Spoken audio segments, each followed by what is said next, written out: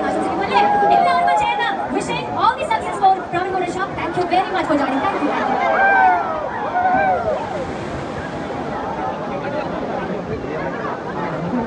Thank you.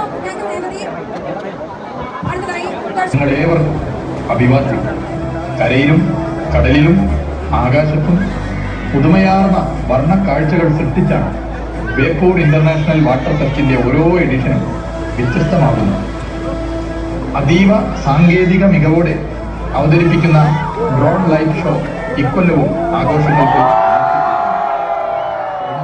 Light show നിങ്ങളെല്ലാവരും നല്ല നിലയിൽ ആസ്വദിച്ചതാണല്ലോ.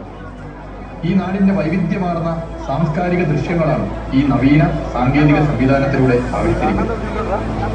നമ്മുടെ നാടും നഗരവും പുതുപ്രതീക്ഷകളുടെ പുതുവർഷത്തിലേക്ക് പ്രവേശിച്ച ആവേശത്തിലാണ്. വ്യത്യസ്തമായ പ്രകാശ കാഴ്ചകളുമായി ടൂറിസം വകുപ്പ് ഒരുക്കിയ ന്യൂ ഇയർ ഇലുമിനേഷൻ ഈ ആഘോഷവേളക്ക് കൂടുതൽ തിളക്കമേകും.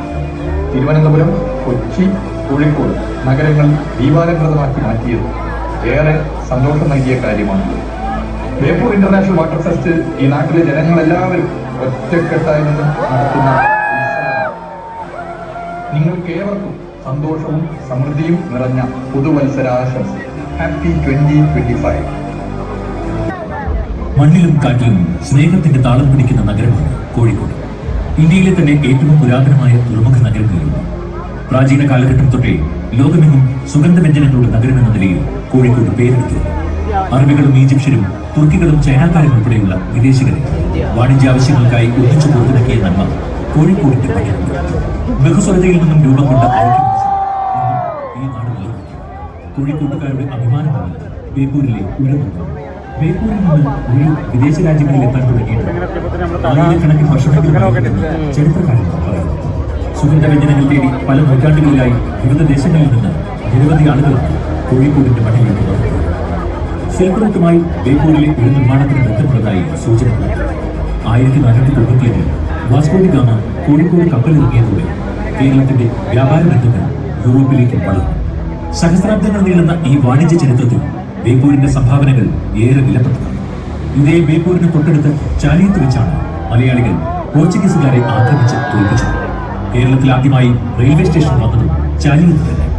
ആയിരക്കണക്കിന് വർഷങ്ങൾക്ക് മുൻപ് പുരാതന സാംസ്കാരിക കേന്ദ്രമായ സുമേരിയയിലേക്ക് ഒരിക്കൽ യാത്ര പുറപ്പെട്ട അതേ ബേപ്പൂരിലാണ് ഇന്ന് ഇന്ത്യയിലെ ഏറ്റവും വലിയ ജലോത്സവങ്ങളിലൊന്നായ ബേപ്പൂർ അന്താരാഷ്ട്ര ജലോത്സവം അരങ്ങേറുന്നത്. മലബാറിന്റെ കവാടമായ ബേപ്പൂരിൽ ബഹുമാനപ്പെട്ട ടൂറിസം വകുപ്പ് മന്ത്രി ശ്രീ PA മുഹമ്മദ് റിയാസിന്റെ നേതൃത്വത്തിൽ ആരംഭിച്ച ബേപ്പൂർ ഇന്റർനാഷണൽ വാട്ടർ ഫെസ്റ്റ് ഈ കൊല്ലം 4ാം എഡിഷനിലേക്ക് കടന്നിരിക്കുന്നു. സാഹസിക ജല കായിക മത്സരങ്ങളുടെ ലോക ഭൂപടത്തിൽ ഇതിനോടകം ബേപ്പൂർ ഇടം കണ്ടെത്തുകയാണ്. വിനോദസഞ്ചാരികളുടെ വരവിൽ കേരളം തുടർച്ചയായി റെക്കോർഡ് സൃഷ്ടിക്കുന്ന കാലഘട്ടത്തിൽ കൂടുതൽ സഞ്ചാരികളെ നമ്മുടെ നാട്ടിലേക്ക് ആകർഷിക്കാൻ ടൂറിസം വകുപ്പ് ഒരുക്കിയ നവീന പദ്ധതികളിൽ ഏറ്റവും ഫലപ്രദമായി മാറുകയാണ് ബേപ്പൂർ ഇന്റർനാഷണൽ വാട്ടർ ഫെസ്റ്റ്. എല്ലാത്തിനെയും ചേർത്ത് പിടിച്ചൊന്നാക്കുന്ന ബേപ്പൂരിന്റെ ആതിഥേയ മനസ്സും ഈ നേട്ടങ്ങളിൽ വലിയ പങ്ക് വഹിച്ചിട്ടുണ്ട്. പുലിമുട്ടും കപ്പലുകളും ഉരുവും ലൈറ്റ് ഹൗസും എല്ലാം ഒരുക്കി സഞ്ചാരികളുടെ ഇഷ്ടകേന്ദ്രമായി മാറിയ ബേപ്പൂർ ജലകായികമേള, നാവിക പ്രദർശനങ്ങൾ, പാചകമേള, കലാ സംഗീത സന്ധ്യകൾ തുടങ്ങി ഒട്ടേറെ നവ്യ അനുഭവങ്ങളാണ് ഈ രാജ്യാന്തര ജലോത്സവത്തിലൂടെ അതിഥികൾക്കായി ഒരുക്കുന്നത്. സ്നേഹത്തിന്റെ അതിരുകളില്ലാത്ത ഈ ലോകത്തേക്ക്, ഇന്ത്യയിലെ ഏറ്റവും വർണ്ണാഭമായ ജലോത്സവത്തിലേക്ക് ഏവരെയും സ്നേഹപൂർവ്വം സ്വാഗതം ചെയ്യുന്നു.